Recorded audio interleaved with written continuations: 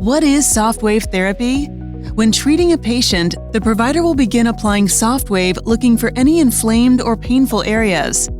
Once they have identified the inflammation with patient feedback, the clinician will provide shockwaves until the discomfort has been reduced or eliminated.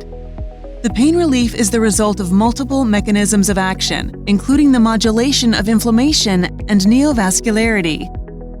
Because SoftWave delivers therapeutic levels of acoustic energy over the broadest treatment area, SoftWave therapy will always require the least number of shocks, the fewest treatments, and superior outcomes with the least pain, at energy levels that do not cause cellular trauma or injury.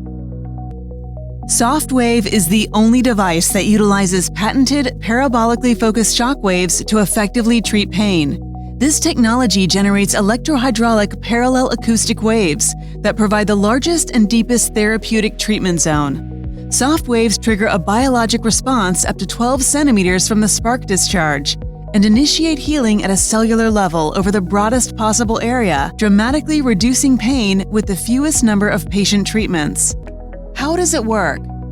SoftWave's acoustic parallel waves activate cellular receptors, initiating the body's own natural biologic healing response, non-invasively and without drugs or injections for pain.